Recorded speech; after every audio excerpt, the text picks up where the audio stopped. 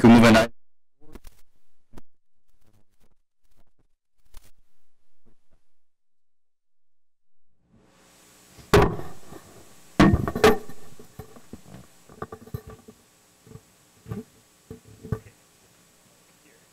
You've done this once before, so you should be a pro. All right. Raise your right hand. Repeat after me. I, Cody Pataki, I, Cody Pataki, having been duly selected to serve as an officer of the police department for the city of Wisconsin Rapids, do hereby solemnly swear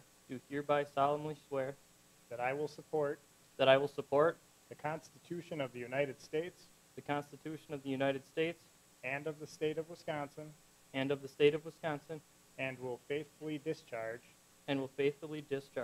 the duties of said office to the best of my ability, so help me God. So help me God.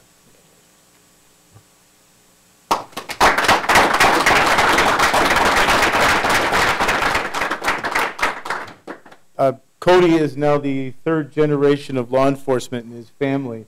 His father and his grandfather are here. We're going to call his father, Lieutenant Pataki, up to pin his badge on.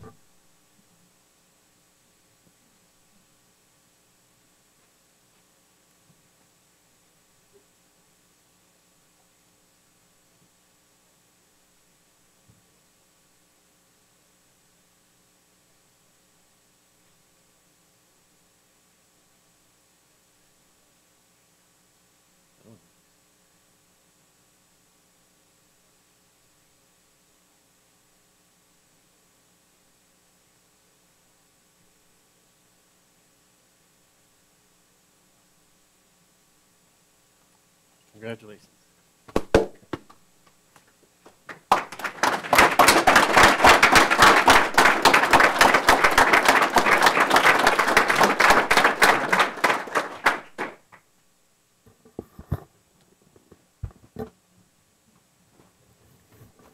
Congratulations. Quite an honor for multiple generations to partake in that. Very cool.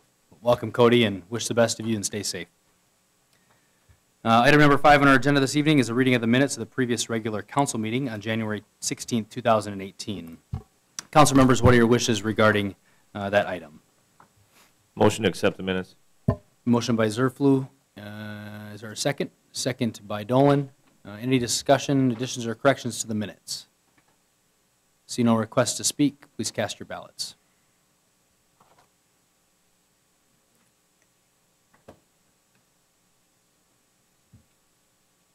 Motion carried. 8 ayes, 7 ayes rather, 0 nays. Item number 6 on the agenda this evening is the explanation of the visitor speaking procedure.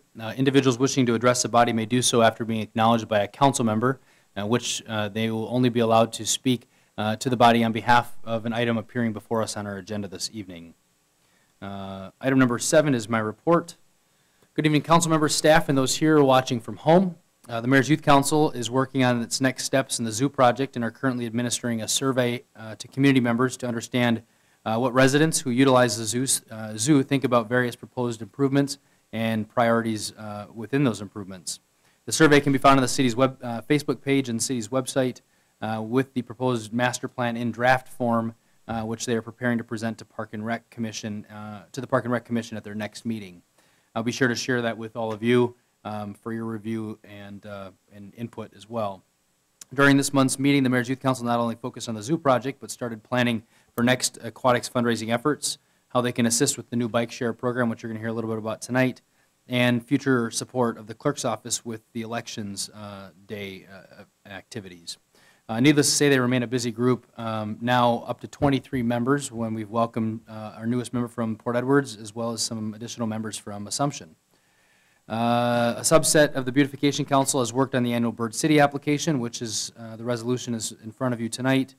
The group held a special meeting at the end of January with city staff to give input on the streetscape incorporated into the 2019 reconstruction of East Grand Avenue. Additionally, the planning is again underway for the summer hanging basket program, which solicits 60+ donors each year, and the baskets will be out around June 1st. They're also teaming up with last year's leadership group and the Convention and Visitors Bureau by providing input on creating new entrance signs or the welcome signs for the city. Appreciates Alderperson Kellogg's involvement and presence at those meetings as well. Downtown developments, a referral will be made in March on the East Town Plaza, where we'll be soliciting proposals for the property, and hope to get some input from all of you on that RFP. The interior demolition has now been completed, and one can really see the potential that that property has to offer. The Planning Commission, despite the weather last night, met. There has been a change in state law dealing with conditional uses, which dramatically changes how the city can impose conditions on development, and certainly has an effect on the zoning code rewrite that's happening right now.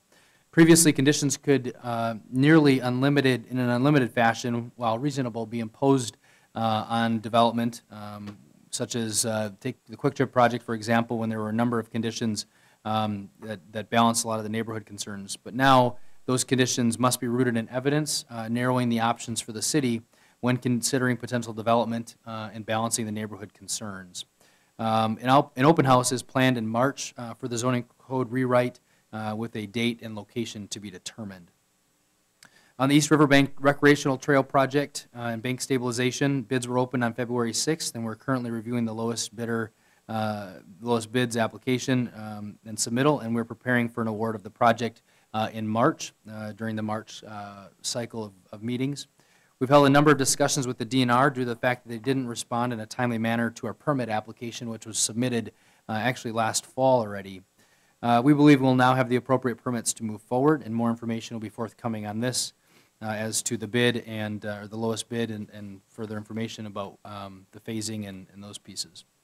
In late January, we were notified that we received the gold designation and applying for the Soul Smart program. By becoming a member of the program, we were able to find ways to make it faster, cheaper, and easier for community members and businesses to go solar. The designation is in recognition for all the hard work and leadership our community has shown to reduce soft costs and barriers to going solar. One opportunity that's come to us through our partnership with the Green Tier Legacy Communities program, which we received the designation about 2 years ago, is access to a state health grant. The grant requires projects to focus on water, transportation, housing, or food to influence health through a health in all policies approach. With a group of local stakeholders, some of which are here from the health department, some of which are here tonight as well, decided to conduct a health impact assessment. Essentially, this process will judge the potential and sometimes unintended effect of a policy, plan, program, or project on the health of the population and the effects within a population.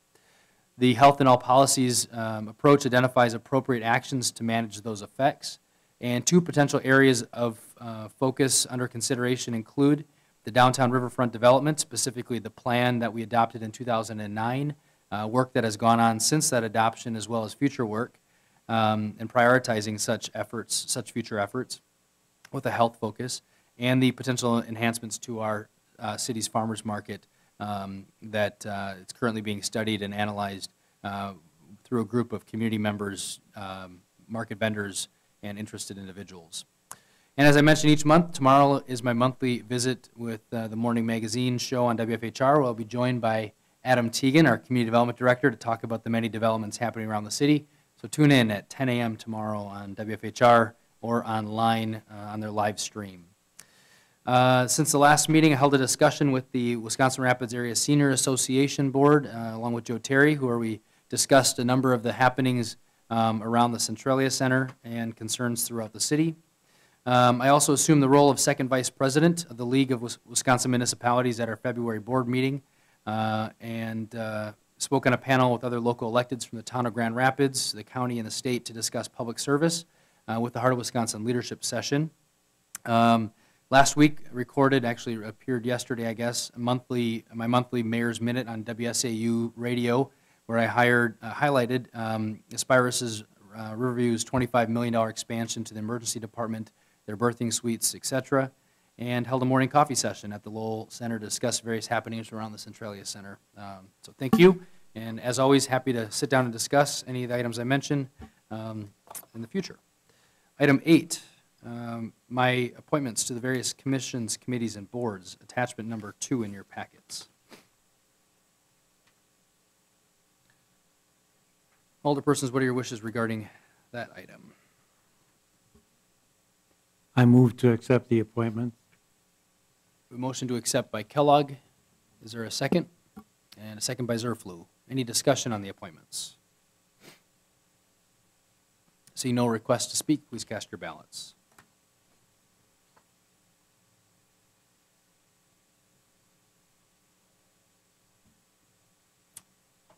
Not cooperating.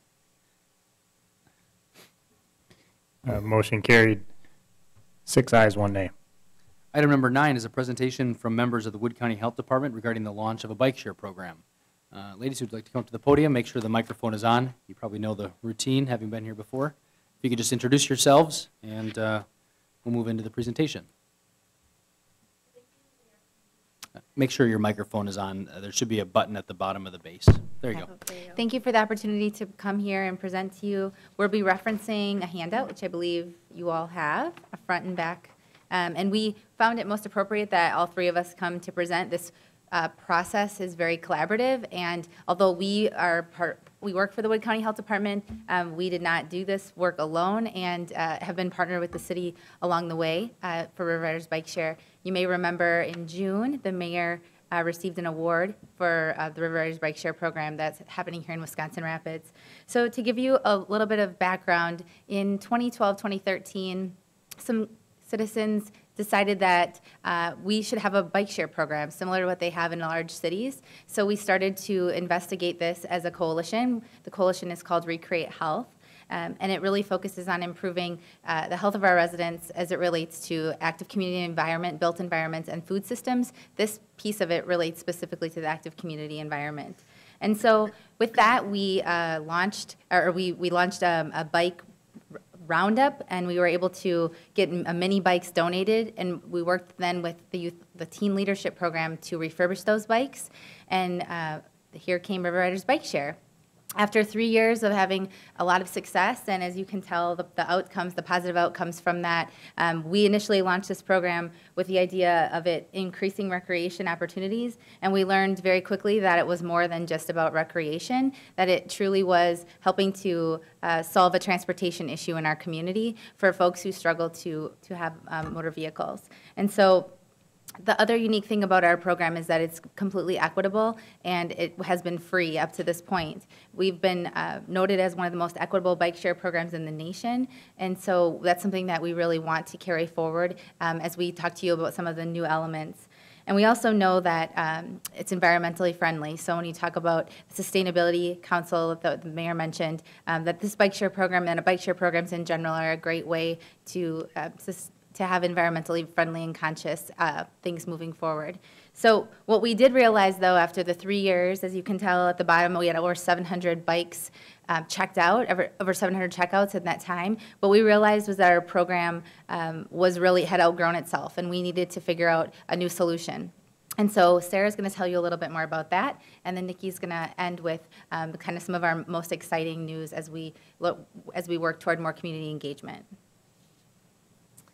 Yes, so as Christy noted, all the different positives, with positives comes the challenges. So we've identified throughout the years that we needed more bikes, we needed better quality bikes, we needed an easier locking mechanism, and that we had really outgrown the capacity to run this within our department and within the coalition.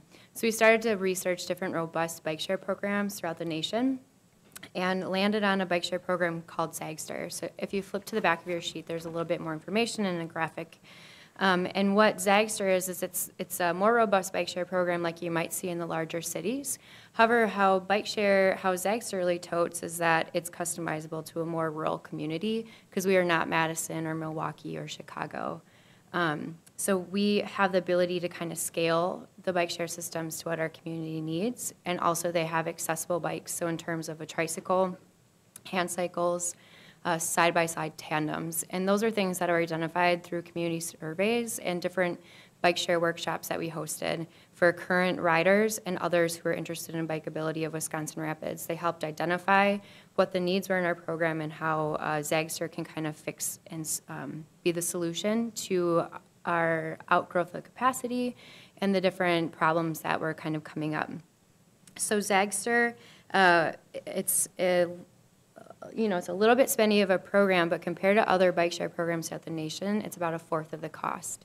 which was another kind of shining star point for us as well.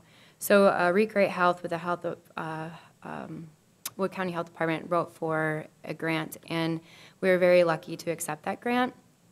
And so the funding has come through, and at the end of April, we're going to be implementing the more robust River Rider bike share program in the Wisconsin Rapids area, which we are super excited about because this has been how many years in the works? About 5 years to get us up to this point. So what Zagster is going to do is we will have 30 bikes throughout the city of Wisconsin Rapids at 6 different locations. It's app-based, so you can download the app on your phone or you can go online. One of the locations that we're going to be selecting will have access to computers. So if somebody does not have a smartphone or a phone technology, they'll still be able to access and ride the bikes. There will be GPS data in the bikes, so they'll be able to be traced and tracked.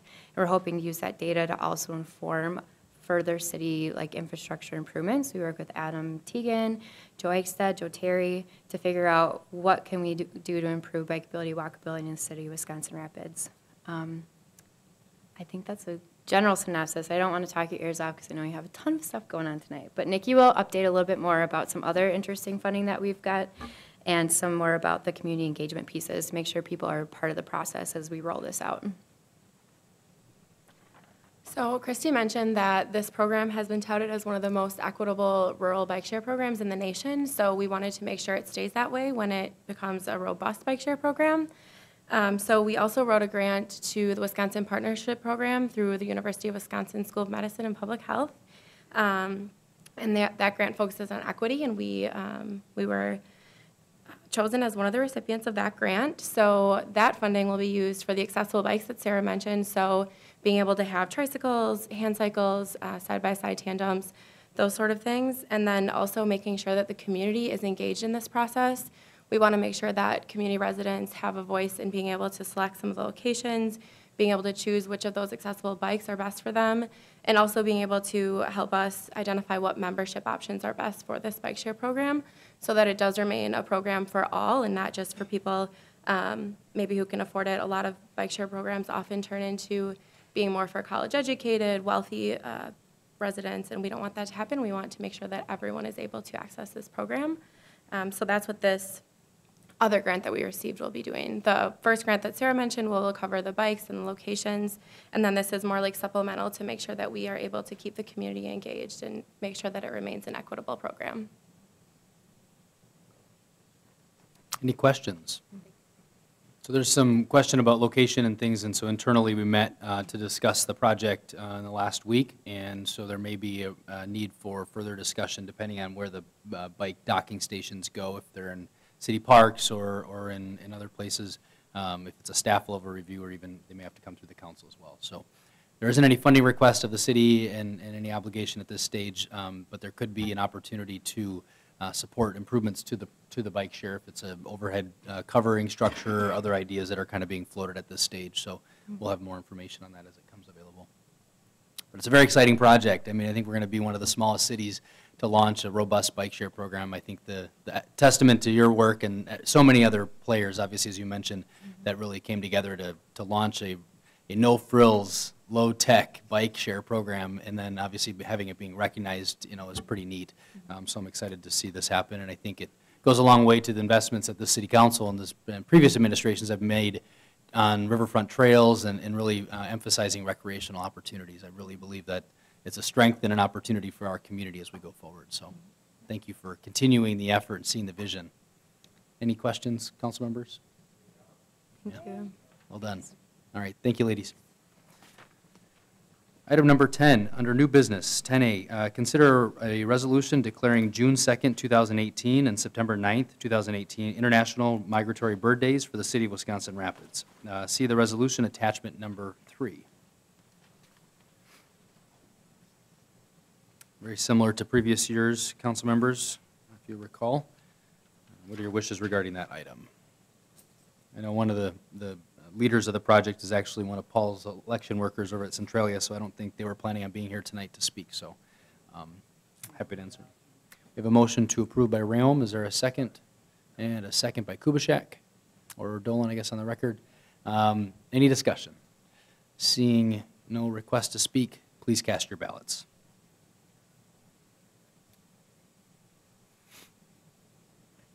Motion carried, 7 ayes, 0 nays.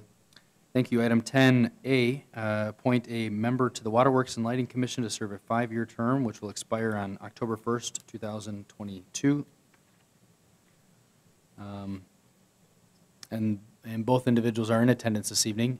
Generally, we have the applicants come forward, introduce yourself. You did, I believe, share some information about yourselves already. That should be included, but that would provide opportunity for the council members to ask any questions. So either of you wish to go first? Just come up to the podium and make sure at the base of the mic that you hit the push button so there's a green, the green button lights up. Good evening. I'm Dennis Pierce. I put in for the seat on the commission. I work for Solaris. I've been involved in the communication industry for 17 years. And in those 17 years, I worked alongside of the other utilities and municipalities. And I know what challenges are faced by all. So that's what I got. Are there any questions? All right, thank you.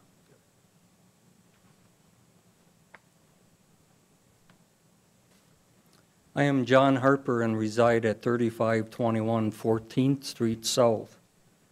During my first term on the Waterworks and Lighting Commission, it was very exciting because they were coming close to the completion of the $8 to $9 million electrical upgrade. And they were in the process of upgrading all of the software that went with it. And in my opinion, that brought the electric utility from the 19th century to the 21st century. The team has really done an excellent job. And with the upgrades, it provided 14,000 customers with redundancy and much more reliable service. What I appreciate about the staff and the general manager and the employees are how they've bought into these projects and gone over and beyond what their normal daily tasks are. And it's really good to see that type of ownership and see how they grow with the projects and take on that responsibility. So I think there's a lot of respect both ways between the commission and the employees.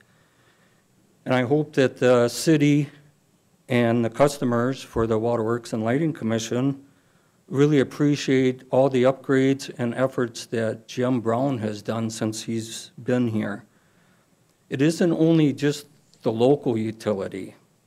Jim is very involved with Great Lakes Utilities, which are 8 municipal utilities that join together to buy electric price and get electric wholesale at much better prices.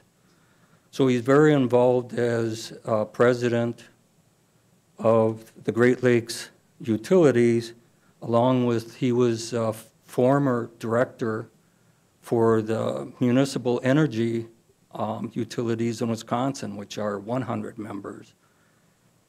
And now he's a director at large. So Jim has been involved not only at the local level, but at the state level and now with the national level with the American Power Producers Association.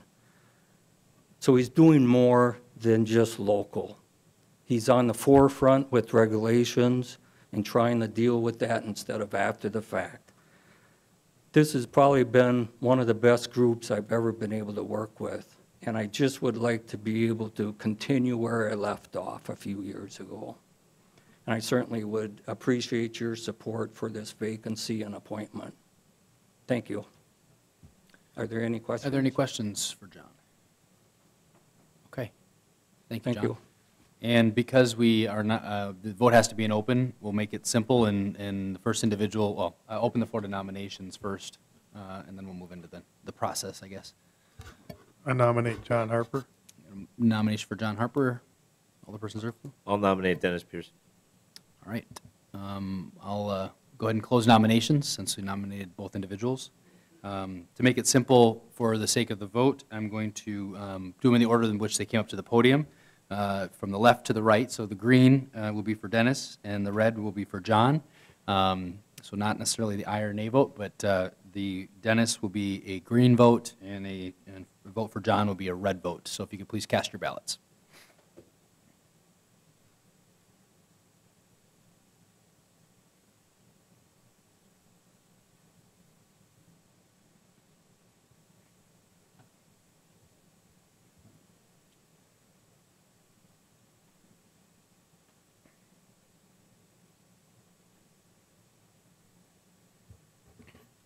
That's 7 votes for Harper. He's appointed to a 5-year term on the Waterworks and Lighting Commission expiring on October 1, 2022, effective immediately. All right, thank you both for your interest. And we'll move on to item number 11A, unfinished business, is a second reading of the ordinance amending certain sections of 11.14 of the municipal code regarding the temporary residential sale of agricultural products. See the ordinance attachment number 4. Alderpersons, what are your wishes regarding that item? Alderperson Kellogg, you're first. I'd like to make a motion that this be postponed until next month because Alderman Furkey's not here. And I think it's only right on an ordinance of this type. And he had a concern that he has a chance to voice his vote. So if it could be tabled until next month for the second reading, I would recommend that. We have a motion to postpone that item until the next regularly scheduled common council meeting. Is there a second? And a second by Zerflu. Alderperson Kellogg, you spoke to your motion. Is there anything else you want to speak to besides? No, I just think that when an alderman is absent and we have an ordinance, and it was a close vote last time, even if it wasn't a close vote, we should have an opportunity to give that alderman a chance to vote again, or to vote for the second reading. Are there any other requests to speak? See no requests to speak. The motion is to postpone until the city's council representative to the planning commission is and to the council is present for the vote. Please cast your ballots.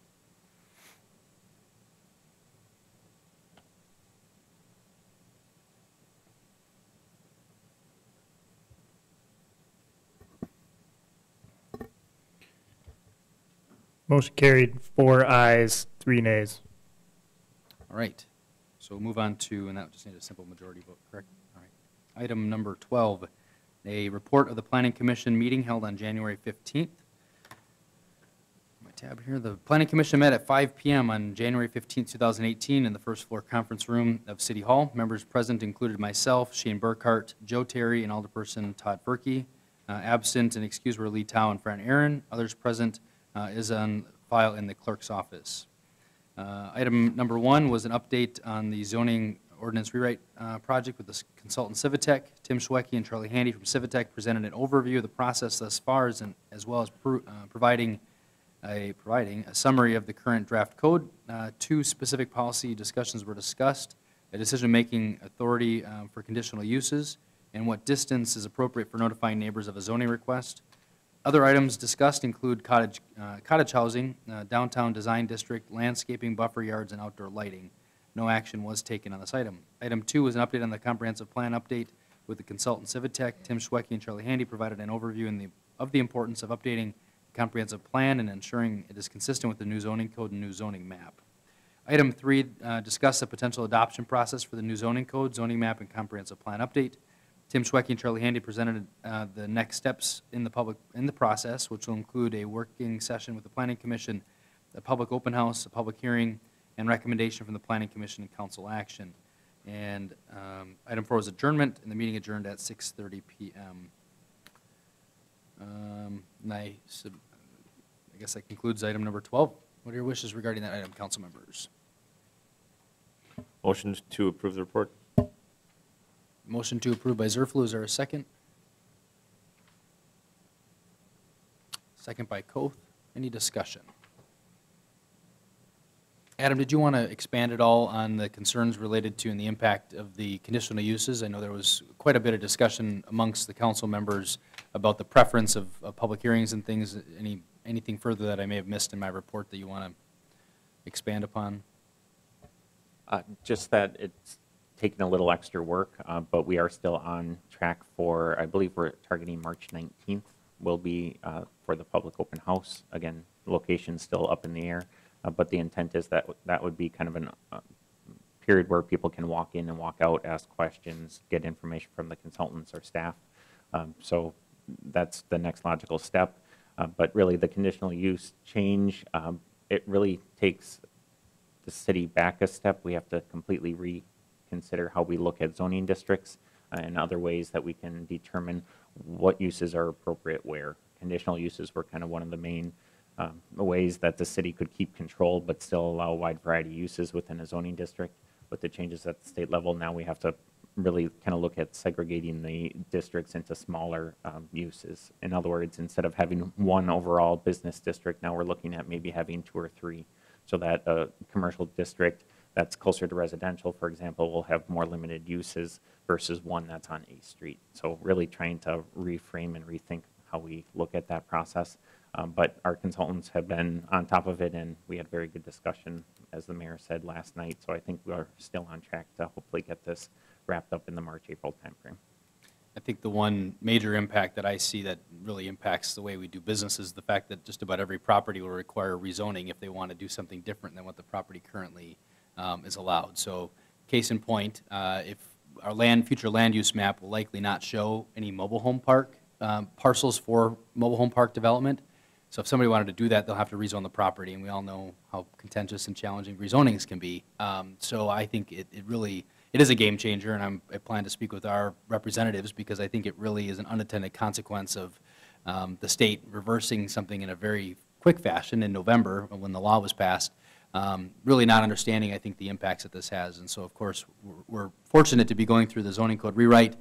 Problem is we have to now redo some of the work we had already done, and I think if you remember the opportunities for conditional uses in the various zoning districts, residential zoning districts, or even the business districts, we will not have the opportunity, well, we're proposing that we'll remove the conditional uses from those areas and almost force everyone to go through rezoning, which is really the only opportunity for the city to account for neighborhood concerns and put in place conditions. So you're going to want to watch that process and attend the open house. And then obviously the consultant will be sharing some additional communication with all of you.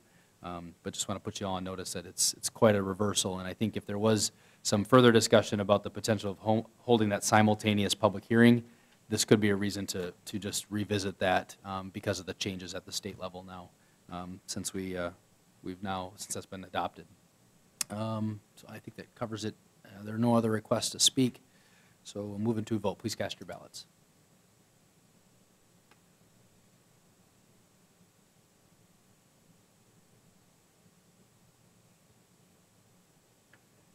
Motion carried, 7 ayes, 0 nays. Item 13, Standing Council Committee Reports. The first is the report of the Finance and Property Committee meeting held on February 6th. Alderperson Zerflu. Thank you, Your Honor. The Finance Property Committee met at 5 p.m. on Tuesday, February 6th in the first floor conference room at City Hall. Members Zerflu and Dolan were present. Alderperson Hepp was excused. Others in attendance are on file in the clerk's office.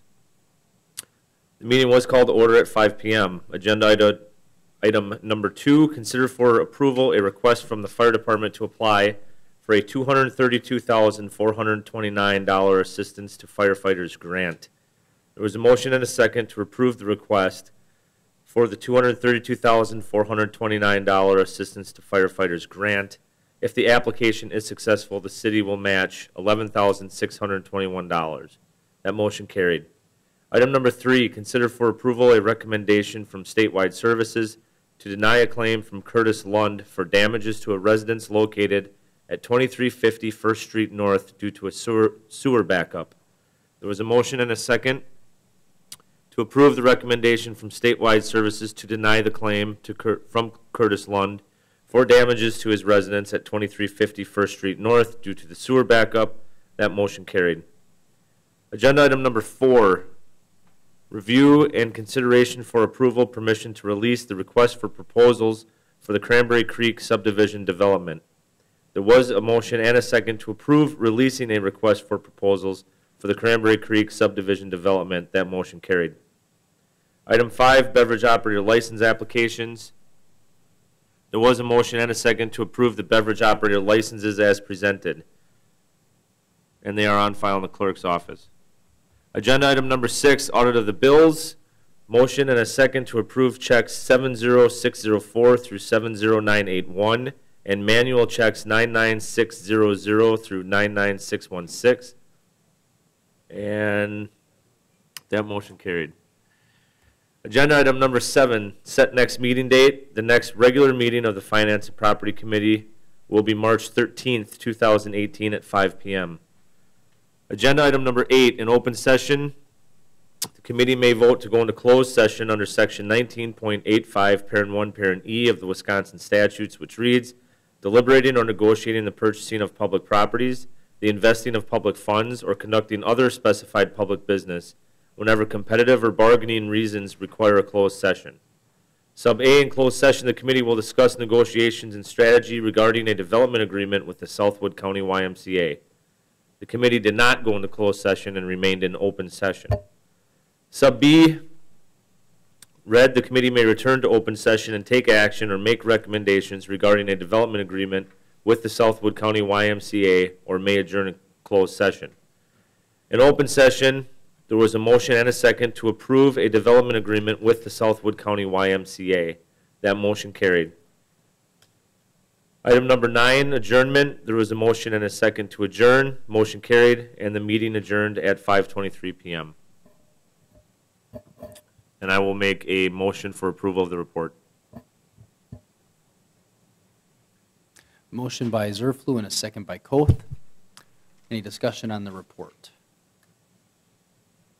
Alderperson Rayom, you're first.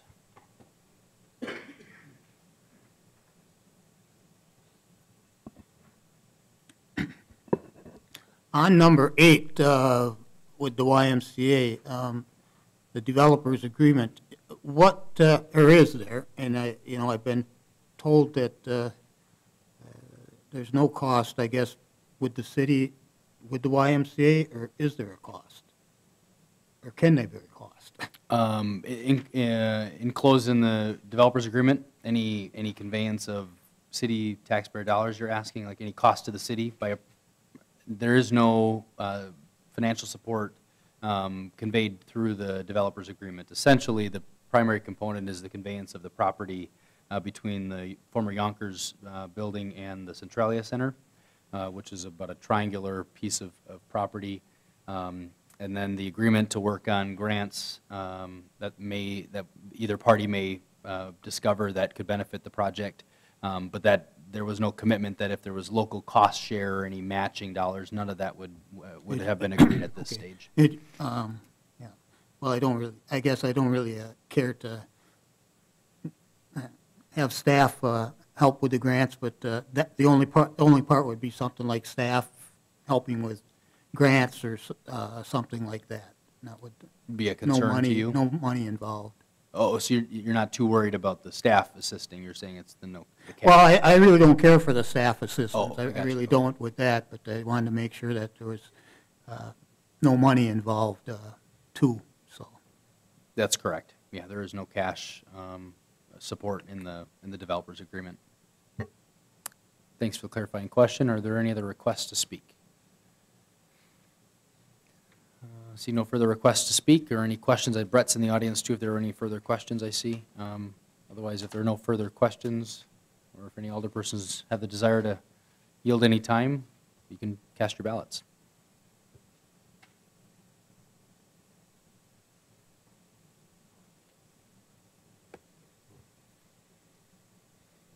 Motion carried, 7 ayes, 0 nays. Thank you. Item 13B is a report of the Public Works Committee meeting held on February 6th. Alderperson Rayom, floor is yours.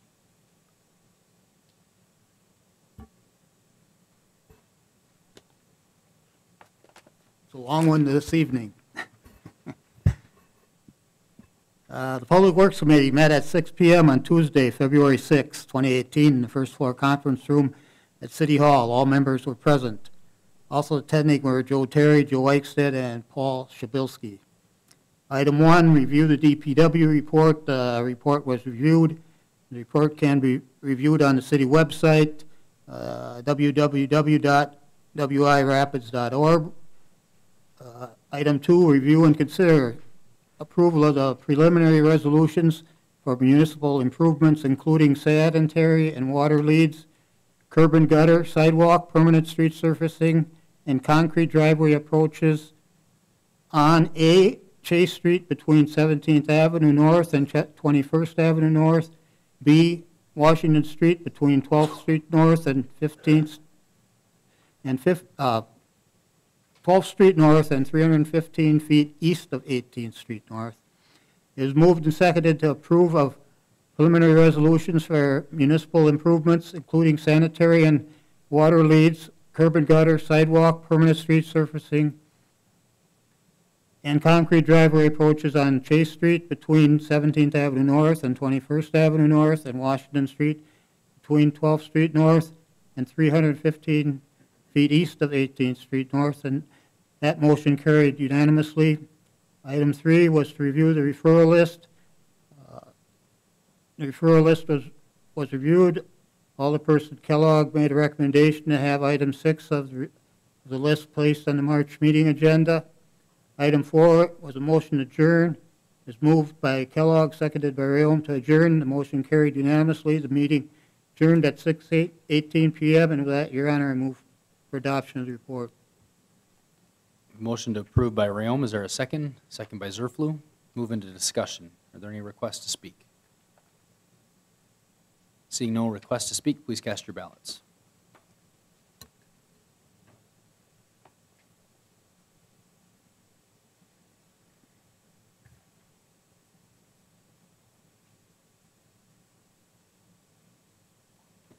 Motion carried, 7 ayes, 0 nays. Item 13C is a report of the Human Resources Committee meeting held on February 6. Alderperson Kellogg, I understand you're reading that report. Thank you, Your Honor. The Human Resource Committee met at 4 o'clock on Tuesday, February 6, 2018, in third floor conference room of the City Hall. All members were present. The list of others present are on file in the clerk's office.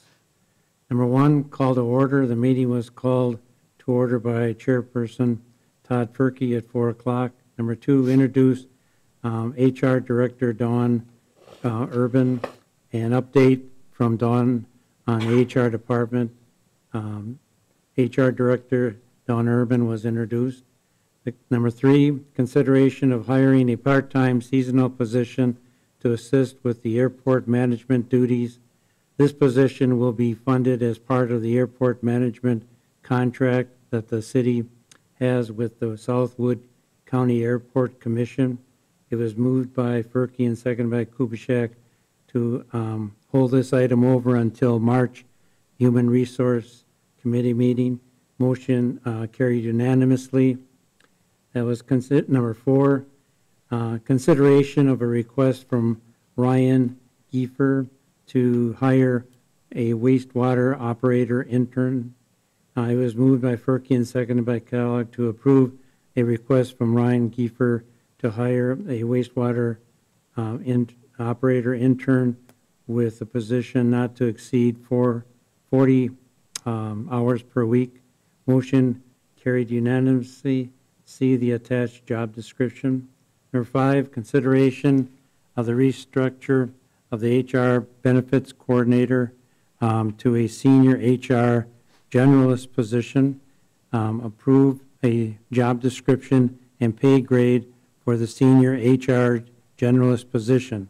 It was moved by Kellogg and seconded by Ferkey to approve the restructuring of the HR benefits coordinator position to a senior HR generalist position and set the compensation at a pay grade 9. Motion carried unanimously. See the attached copy, job description. Number 6, review, approve workplace harassment and expectations of workplace professionalism policy. It was moved by Ferkey and seconded by Kellogg to approve the workplace harassment and expectation of workplace professionalism policies with minor revisions as suggested. Motion carried unanimously. See the attached policies.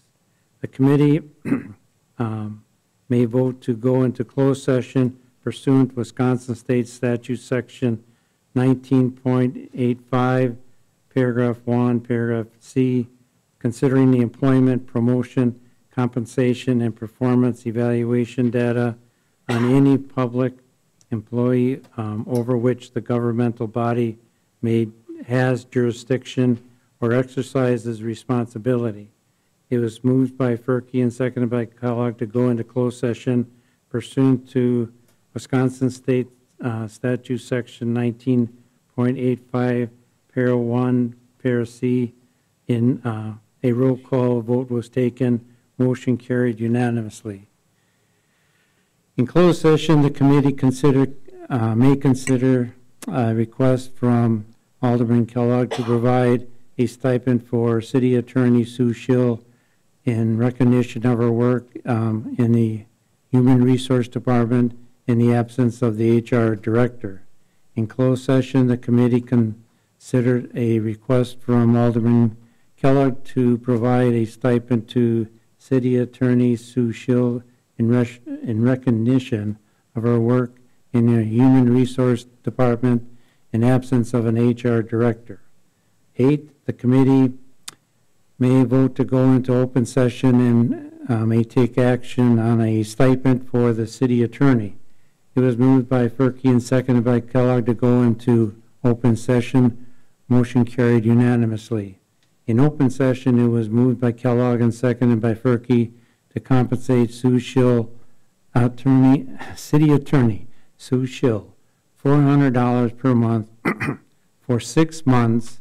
She served as active HR Director in addition to her normal job duties, during which time the department was also without a benefits coordinator for 4 months, for a total of $2,400. Motion carried, 2 ayes and 1 nay, with Kubiszak voting in the negative. In open session, number 9, in open session, the committee will vote to go in closed session under section 19.85, paragraph E of the Wisconsin statutes, which reads, deliberation and negotiation for purchasing of public properties, the investment of public funds, or conducting other specified public business whenever competitive or bargaining reasons require a closed session. It was moved by Ferkey and seconded by Kubiszak to go into closed session pursuant to Wisconsin State Statute Section 19.85, Para 1, Para E. There's a correct typo there, so it should be Para E. A roll call vote was taken with all members voting in affirmative. Motion carried.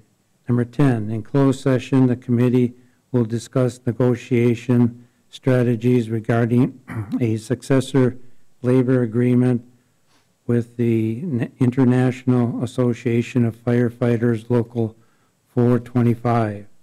In closed session, the committee discussed negotiation strategies regarding a successor labor agreement with International Association Firefighters Local 425. The city directed city staff to present a final offer to IAFF Local 425. Number 11, the committee may return to open session and may take action on a successor labor agreement with IAFF Local 425. No action was taken. Number 12, adjournment. It was moved by Kellogg and seconded by Kubiszak to adjourn. The motion carried unanimously. The meeting adjourned at 5:11 p.m. I move to accept approval for this report. Motion by Kellogg. Is there a second?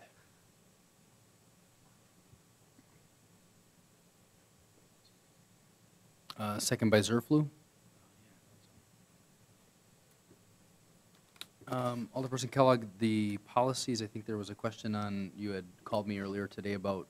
Yes, I'd like to withdraw number 6, the workplace harassment and expectation of workplace professionalism. I received an email from Dawn Urban that she would like to have the committee look at this further in more detail. So I'd like to have that item pulled out and delayed for the March meeting. Okay, so it'll follow the March HR committee process. Okay. Right. So it would be the balance of the report.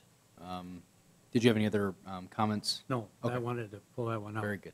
All right. Are there any requests to speak? Alderperson Kubaschak, you're first.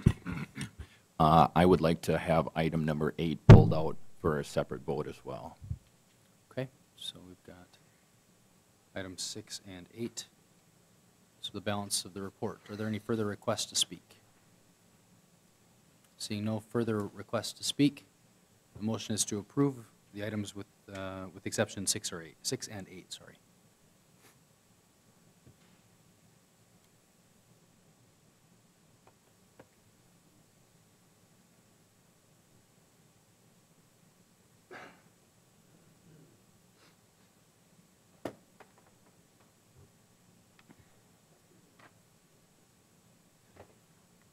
Motion carried, 7 ayes, 0 nays. So item number 6, since it's noted that, I guess, do we have to take action to hold those over, Sue? Was that your preference? Did you, I didn't clarify that. Paul, what did you have for the motion on that one? Was it the way Scott had stated it? I didn't. Well, the motion that was just voted on was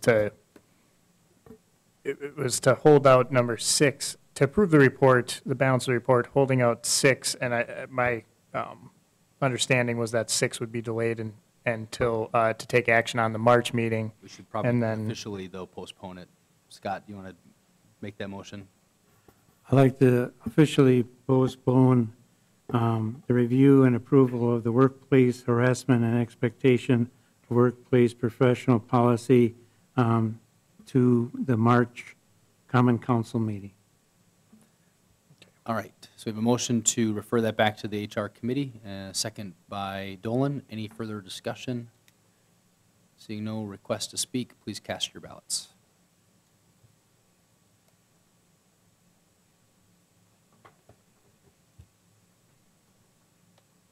motion carried, 7 ayes, 0 nays.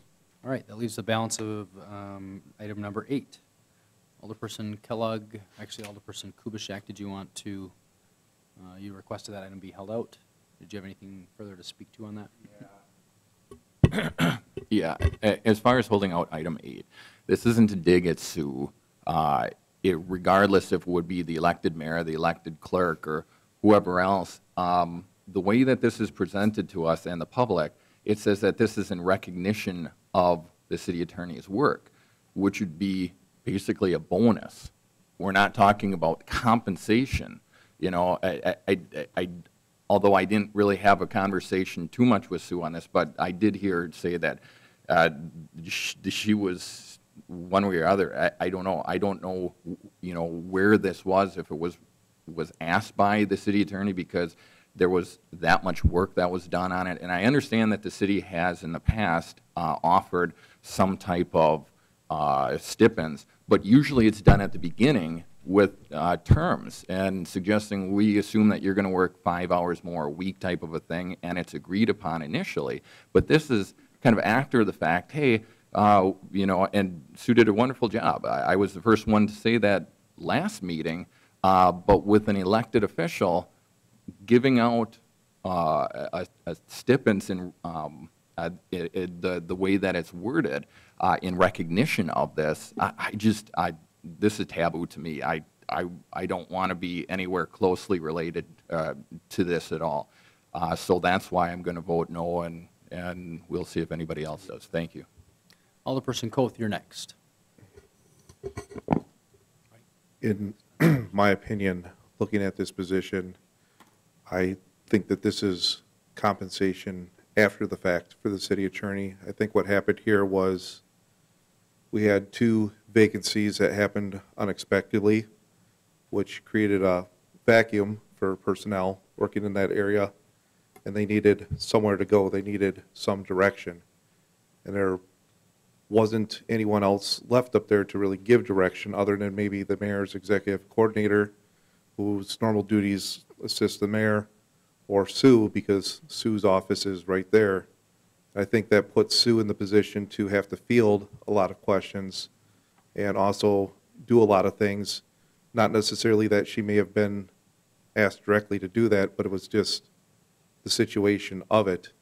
I do believe our Human Resources Director, in the line item budget, per year gets a pretty healthy salary, and what they're proposing to give Sue for the amount of time she filled in is a fraction of the Human Resources Director salary. I believe when somebody steps up and they fill in and they do something, they should be recognized for it. I mean, you have someone go outside their department and do something that's not necessarily an assigned duty. There should be some sort of recognition for it, and that's all I have to say about that.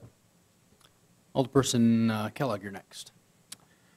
Yeah, I don't look at this as a bonus. If she received some stipend above and beyond as a city attorney, that would be a bonus. But she did her job as a city attorney, and we were in a situation where we needed some help.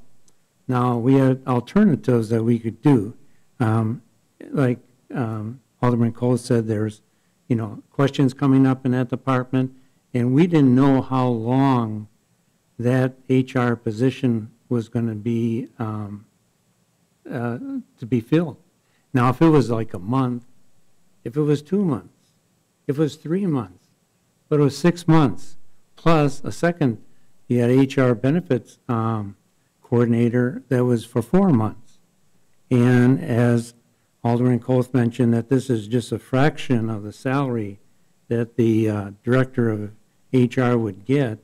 It seems to me, now, Sue could have easily said, and that's not her nature, but because she's an elected official, she could have easily said, no, I'm not interested. I'm not interested in doing it. And what would we say? Well, we would have to go outside the system, hire some group or somebody to come in, and not knowing Wisconsin Rapids, the personnel, the policies we have, to come in and take over, it would have cost us considerably more than $2,400 or $400 a month to do that. And so I just think this is above and beyond her position. She could have said no. I don't believe it's a bonus because it's not considered part of her attorney's salary or bonus for that. And I just think it was a saving. It was a savings for Wisconsin Rapids for her to be willing to do this versus a compensation or stipend. So that's my perspective.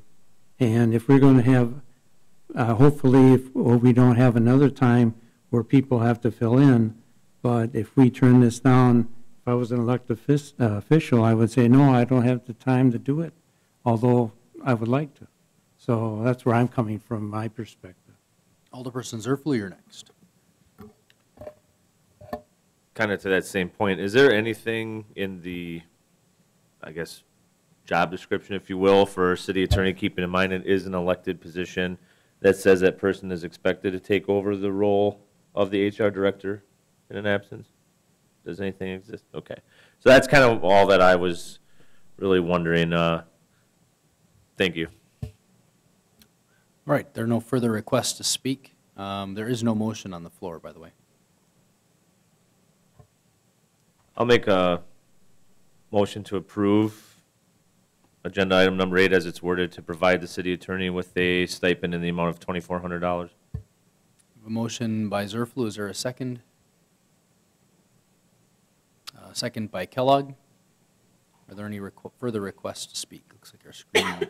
Well, there it goes. Any further requests to speak? Seeing no further requests to speak, please cast your ballots.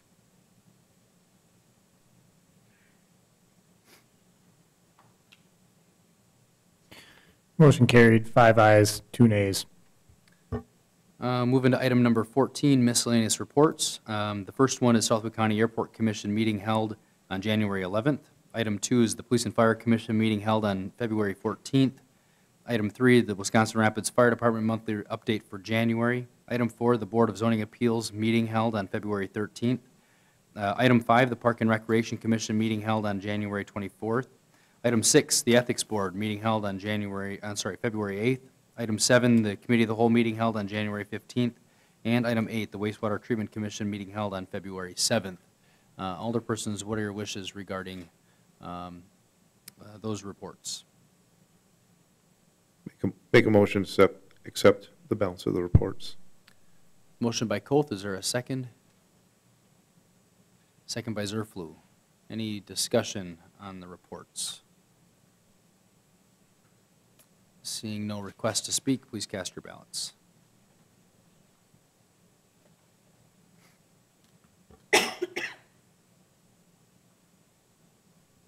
Motion carried, 7 ayes, 0 nays. Item 15, referral of communications to committees. Alderpersons, are there any referral of communications to committees? Alderperson Kellogg, you're first. I have one of my constituents, Jim Gignac, who has a concern, and he would like to have an item presented and dealt with one of our committees. So I'd like to give Jim a few minutes, 3 minutes or so, to explain what his issue is. So the rules of the body do not allow direct referrals to the body from the public for referrals, so you could certainly make a referral to the committee. I'll make a referral. Okay. There's a home in the area where, in my district, that there was a fire, and it was condemned, and it was, I don't know if I know the specifics, though, a number of months, let's say 9 months or so, that this building was condemned, or 6 to 9 months. And the neighbors are concerned with that because of the safety of the students or children in the area, the appearance and what it would look like. And he's talked to city officials with regard to that, and he was a little bit frustrated, so he passed a petition in the neighborhood and had it signed by a significant number of people. And he would like to have this referred to one of our committees. To be perfectly honest, I have no idea as to whom it would be referred to, but that was his request.